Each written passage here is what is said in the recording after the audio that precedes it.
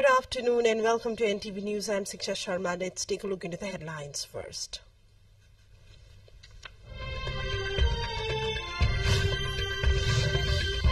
Quake displaced of Jajarkot and Rukum living under tarp sheets bracing extreme cold. One new mother dies of cold in Jajarkot. Nepal prepares its position paper for COP28 to push for compensation for loss and damage during climate negotiations.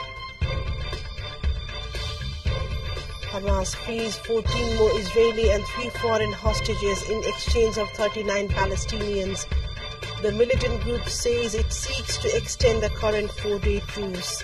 And Eastern Derby featuring Sporting Ilam FC and Jhapa FC locking horns in today's match of Nepal Super League.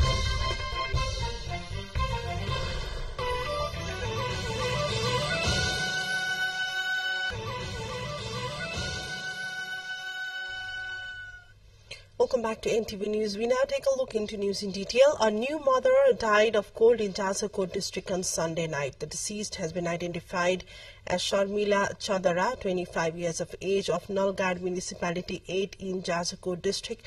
She was living with her 1-month-old infant under tarpaulin sheets after her house was damaged by earthquake, said the chairperson of Nalgad 8, Tej Bahadur Singh.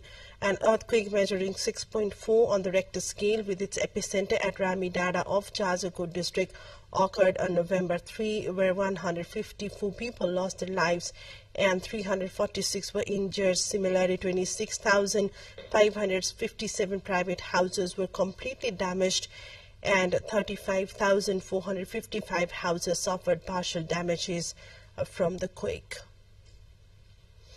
Nepal is going to raise the issue of climate finance, setting targets for climate adaptations in mountain areas with special priority in the upcoming COP28. COP28, the Conference of Parties to the UN Framework Convention on Climate Change, is being held in Dubai from November 30. At the conference, Nepal will seek more commitment and implementation in climate adaptation, climate change mitigation, climate finance, damage and loss, global progress, review of the Paris Agreement, identifying and addressing the problems of mountain nations. Developing nations had long sought to address the problem and finally broke through with an agreement at last year's annual UN, that is known as COP27, to create what's known as a loss and damage fund. But many details were left unresolved, and dozens of contentious meetings were held in the year since to negotiate things like who would contribute to the fund, how large the fund would be, and who would administer it, and more.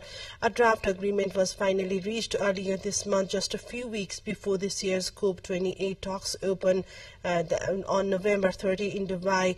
The agreement will be up for final approval at the climate talks, and dissatisfaction from both the wealthy and developing nations, including Nepal, could block the approval or required additional negotiations. Meanwhile, Prime Minister Pushpa Kamal Dahal will lead the delegation at the 28th edition of the COP in Dubai. The main agenda of the conference is to complete a stock-taking exercise to review the progress in the global fight against climate change and decide on measures to strengthen climate actions being taken by the countries.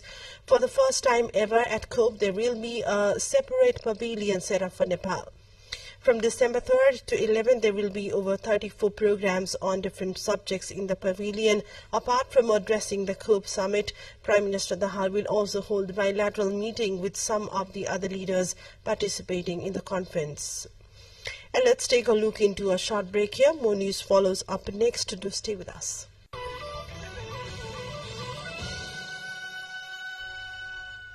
Welcome back to NTV News. We take a look into further developments. A joint meeting of the Central Committee and Parliamentary Party of the Rashtriya Swatantra Party is taking place at Jaleshwar of Mahottari today. Political, organizational, financial and discipline-related reports will be presented in the 3-day meeting, said the Chief Whip of the RSP Parliamentary Party, Santosh Parihar.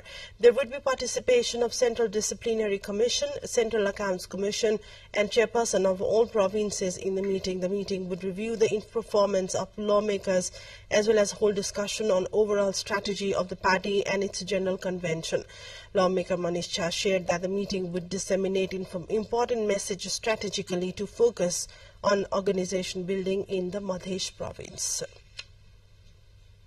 The birth anniversary of Guru Nanak, the first Sikh Guru, is being observed by organizing various programs today. It is celebrated on the day of Kartik Purnima, the full moon day or in the month of Kartik every year as per the lunar calendar. Today is the 555th birth anniversary of Guru Nanak. Guru Nanak was born in 1526 Bikram Sambat in Punjab province of Pakistan. He started the concept of humanism by putting casteism to an end. Each year, the Guru Nanak's birth anniversary is observed by organizing various programs at Guru Nanak's shrine at Bhasmeshwar of Pashupati, Ganeshwar and Thapathali of the federal capital. A lack of agreement on the pricing has caused the government's announcement to import 20,000 metric tons of sugar from India through the G2G system to a halt. This delay has led to sugar shortages, fostering a black market for the commodity. The initial plan aimed to import subsidized sugar targeting the Tihar festival, but disagreements on pricing between Nepal and India hindered the import. Nepal urged to supply sugar from India at INR 35 to 40 rupees per kilogram, while India insisted on a minimum price of 46 Indian rupees per kilogram. Ongoing discussions offer hope for a resolution, but concerns persist regarding sugar scarcity and price control affecting consumers and the market. Let's take a look into yet another break. Stay with us for more updates. Welcome back, taking you to the international front, where 14 Israeli hostages and 3 foreign nationals have been released by Hamas. Among those freed is 4-year-old Abigail Idan, who has dual Israeli and U.S. nationality.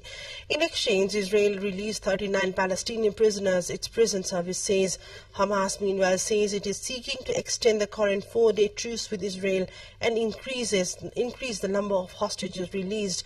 Gazans have been using the pause in fighting to get desperately needed supplies of fuel, food and medicine. Hamas attack on 7 of October killed 1,200 people with about 240 taken hostages. Since then, Gaza's Hamas-run health ministry says more than 14,500 people have been killed in Israel's retaliatory campaign. The temporary ceasefire in the Gaza Strip entering its third day on Sunday entailed an increased flow of aid trucks carrying relief supplies and fuel through the Rafah crossing. Hamas on Saturday confirmed that a total of 340 trucks loaded with aid supplies had entered Gaza Strip through Rafah crossing since Friday. It noted that 65 of those arrived in northern Gaza, becoming the first batch of aid supplies entering the area since the latest round of Palestinian-Israeli conflicts broke on October 7. With trucks of fuel and cooking gas entering the Gaza Strip, local gas and LNG stations have been swarmed with people who are waiting in lines to fill liquid gas storage tanks and tanks of their cars. In the southern Gaza Strip, local people stood in long lines on Sunday at an aid distribution site set up by the UN. According to the identification and registration list, each local resident would receive a box containing items such as canned food and compressed biscuits. The distribution is expected to cover 500,000 people there. Towards other update, where Sierra Leone President Julius Maada Bio has said calm has been restored and most of the leaders of an attack on a military barracks in the capital Freetown earlier on Sunday had been arrested, adding that security operations and an investigation were ongoing. Earlier on Sunday morning, the population woke up to sustained gunfire coming from the Wilberforce barracks in Freetown near the presidential residence. According to unconfirmed sources, there appears to be a clash between government soldiers and rebel soldiers whose motivations are not yet known. Prison locks have been broken to release the inmates. Currently, regular troops from provincial garrisons are heading towards Freetown to quell the rebellion. There are reports of several casualties on both the sides and numerous escaped prisoners. Let's take a look into the highlights of what's coming up next.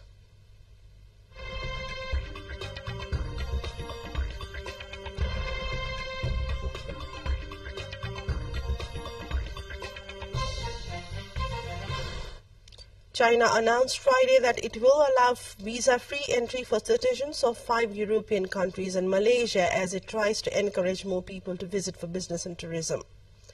Starting December 1, citizens of France, Germany, Italy, the Netherlands, Spain and Malaysia will be allowed to enter China for up to 15 days without a visa. The trial program will be in effect for 1 year.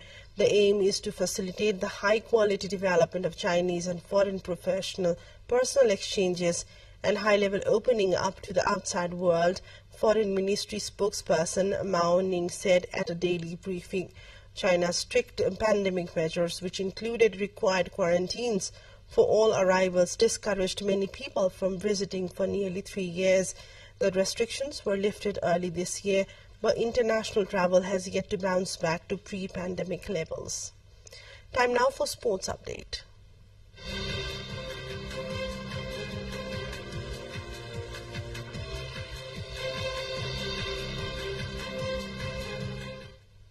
In an Eastern Derby, Sporting Ilam FC takes on Jhapa FC today in the 5th match of the Nepal Super League.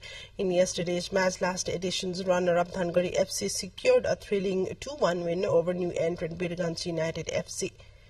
Fode Fofana gave Dhangarhi the lead with a goal in the 2nd minute at the Dasrat Stadium. Zaze Gustavo equalized the match for Birganj at the stroke of half-time through a penalty. The second half was an even contest with Dhangarhi players almost losing their patience. Ahmade Zazi saved Dhangarhi with a brilliant goal in the last minute of the second half. In the end, a quick reminder of the top stories.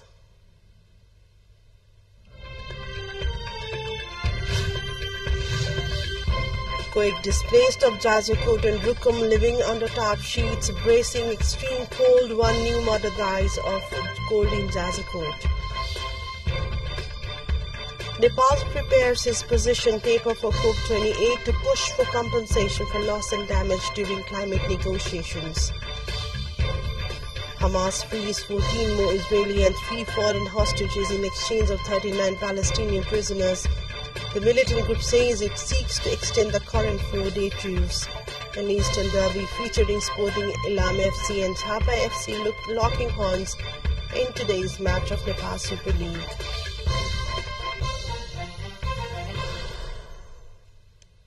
That's all for now. Thank you for watching. Have a great day ahead and namaste.